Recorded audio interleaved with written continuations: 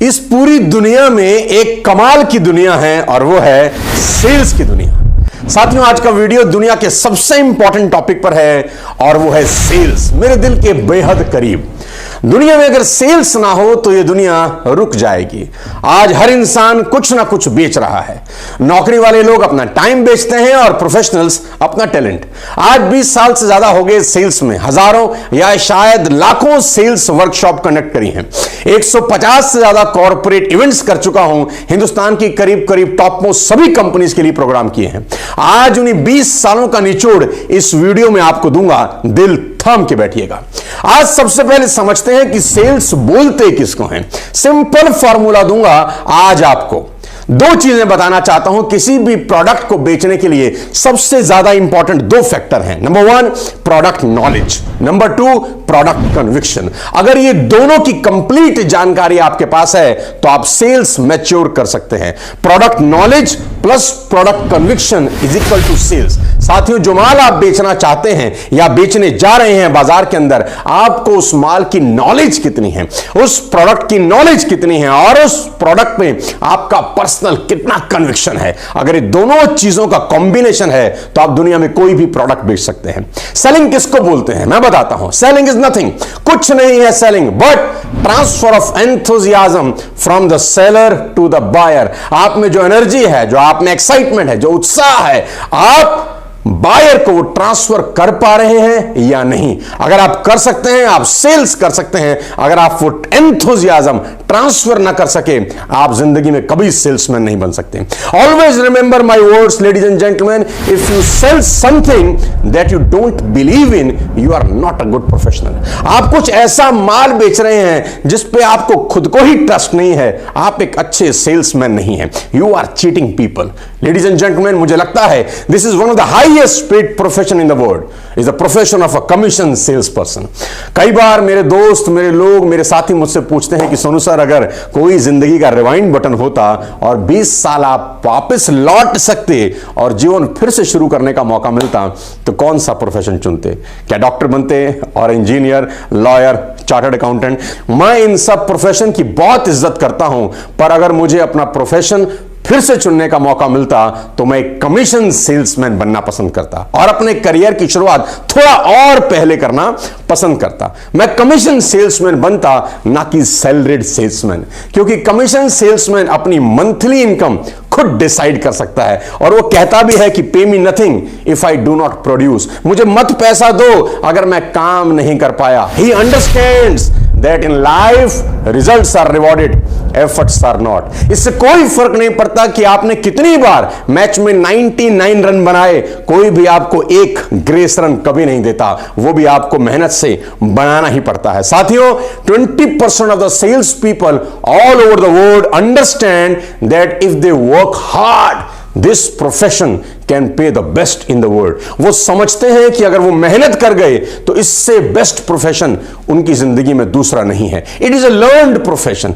Every profession need specialisation. सीखने वाली कला है। एक आर्किटेक्ट ब्रेन सर्जरी कभी नहीं कर सकता, एक डॉक्टर कंस्ट्रक्ट नहीं कर सकता बिल्डिंग, डॉक्टर्स को मेडिकल कॉलेज जाना ही होता है, इंजीनियर को इंजीनियरिंग कॉलेज जाना ही होता है। लेकिन सेल्स की सबसे बड़ी समस्या यह है कि देश में कहीं भी सेल्स के लोगों के लिए कोई प्रोफेशनल एजुकेशनल प्रोग्राम नहीं है। इसलिए अच्छे सेल्समैन ढूंढना बेहद मुश्किल है। आज आपको सेल्स की सबसे धमाकेदार वीडियो देने जा रहा हूं।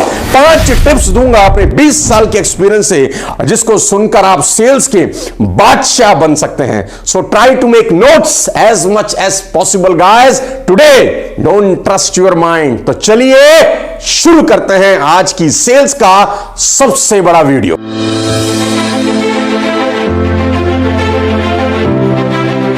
Sales tip number 1, always sell relevant product. जी हां, always sell relevant product. That's called need analysis. Guys, ये बात समझना बेहद जरूरी है किसी भी सेल्समैन को कि आप बाजार में माल क्या बेचने निकले हैं। क्या आप वो माल बेच रहे हैं जो आपके पास है या आप वो माल बेचना चाहते हैं जो कस्टमर की डिमांड है? दोनों में बहुत फर्क है। एक कहानी आपको सुनाता हूं। एक महिला लाल किले से तोता खरीद के लाई। ध्यान से सुनिएगा, आपको फंडा क्लियर हो जाएगा कि नीड एनालिसिस किसको बोलते हैं। एक महिला लाल किले से तोता खरीद के लाई। आई। नॉर्मल तोता 2000 का था, लेकिन ये तोता लेडी को 20,000 रुपए का मिला। तो महिला ने पूछा कि बाकी तोते 2000 के, ये 20,000 का क्यों? तो उस आदमी ने, दुकानदार ने कहा कि मैडम ये तोता बोलता है, आप घर ले जाइए, बोलेगा मन बहलेगा। अच्छा, तो 20,000 का तोता लेके वो महिला घर पहुंची। पूरा दिन मिठू मिठू करती रही, लेकिन तोता न बोला। अगले दिन गुस्से में दुकानदार के पास गई और बोली, आपका तोता बोलता नहीं, आपने हमें ठग लिया। बोला, नहीं मैडम, बात ऐसी है कि यहां बड़े पिंजरे में था, आपका पिंजरा छोटा है, तोते को अच्छा नहीं लग रहा, फील नहीं आ रहा, आप बड़ा पिंजरा खरीदिए। अच्छा, बड़ा पिंजरा खरीदा और तोते को बड़े पिंजरे में डाल दिया। पूरा दिन वो महिला मिठू मियां करती रही, लेकिन तोता ना बोला। लेडी बहुत गुस्से में दूसरे दिन फिर लाल किला गई। बोला, भैया आपके कहने से हमने पिंजरा बदल लिया, लेकिन तोता नहीं बोलता, अब क्या करें? उसने बोला, मैडम बात ऐसी है कि यहां पर ना उस पिंजरे के अंदर एक बहुत शानदार झूला लगा हुआ था। तोता झूले पर बैठता था, झूलता था, उसको बड़ा मजा आता था, बोलता था। तो आप एक काम करिए, बाजार से एक झूला खरीद के उस पिंजरे में लगाइए, तोता झूलेगा, मन बहलेगा, बोलेगा। अच्छा, झूला खरीदा और उस पिंजरे में टांग दिया। पूरा दिन मिठू मियां करती रही, लेकिन तोता न बोला। गुस्से में फिर गई कि भैया पिंजरा भी ले लिया, झूला भी लगा लिया, लेकिन तोता नहीं बोलता, तुमने हमको चीट किया क्या? बोला, नहीं मैडम, एक ट्राई और मारिए कि एक काम करिए, एक सीढ़ी खरीदिए।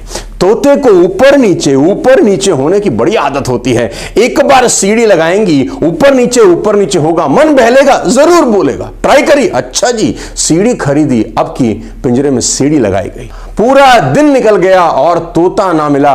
फाइनली वो लेडी गुस्से में अगले दिन लाल किला पहुंची। दुकानदार ने महिला को आते हुए देखा, बड़ी खुशी के साथ पूछा, क्या तोता बोला? बोला, जरूर बोला, लेकिन बोलते बोलते ही मर गया। मर गया? हां। क्या बोल रहा था मरने से पहले?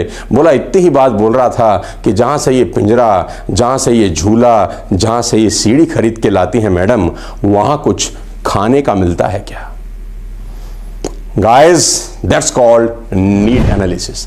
आप माल वो कभी मत बेचिए जो आपके पास है। जी हां, माल वो बेचिए जो सामने वाले की जरूरत है। जब भी आप कोई प्रोडक्ट पिच करने जाते हैं तो इसको एनालाइज करिए कि सामने वाले को जरूरत किस चीज की है। मालूम चला हम बेच कुछ और रहे हैं और सामने वाले की नीड कुछ और है, सेल्स कभी नहीं होती। अब मैं आपको बताना चाहता हूं सेल्स टिप नंबर 2। ध्यान से सुनिएगा। People don't buy for logical reasons. जी हां, सबसे इंपॉर्टेंट टिप देने जा रहा हूं कि people don't buy for logical reasons, they buy for emotional reasons.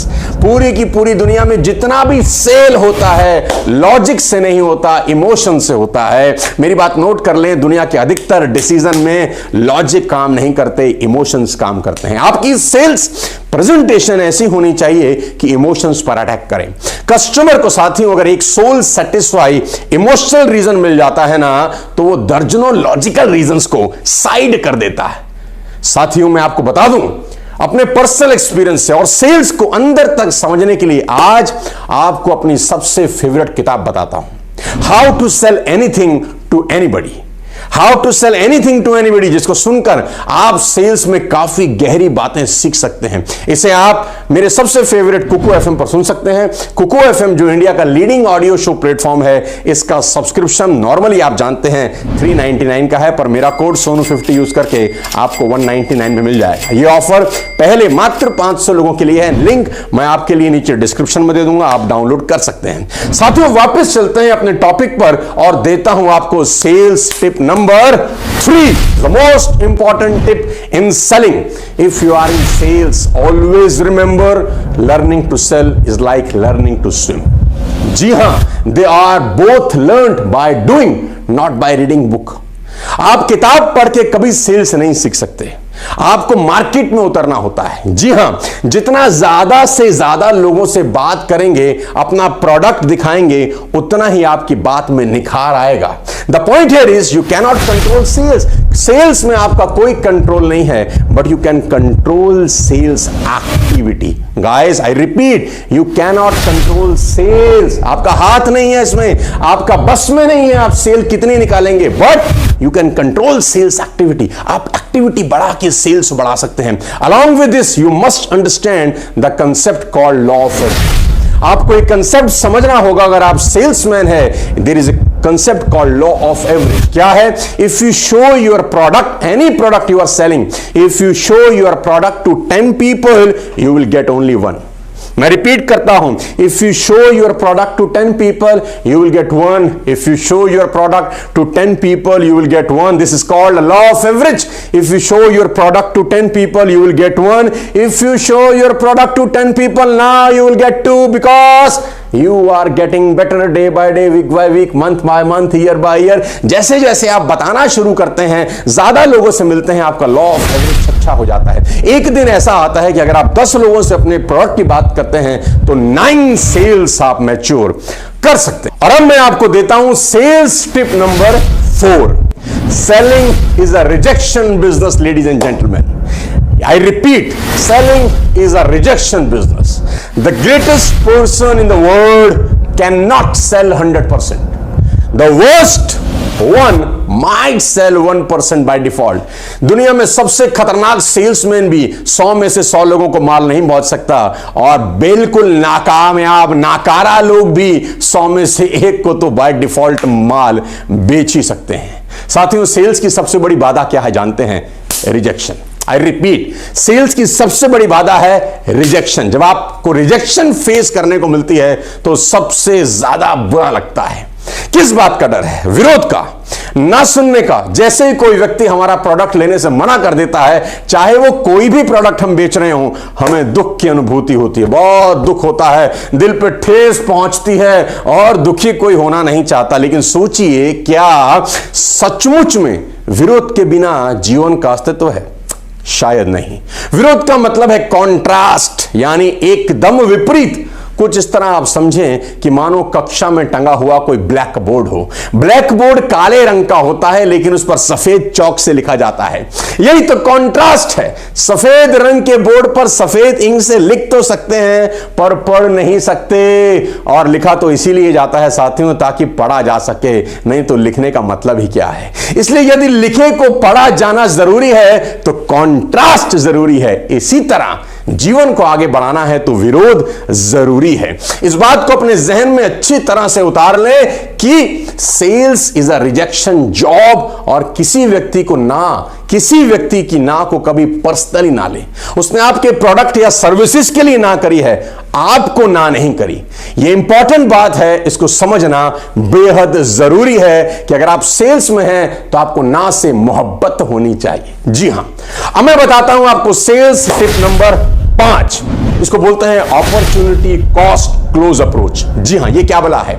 If you want to close a sale, show the buyer the reason for an urgency to buy and loss because of a delay. ये क्या बोला है?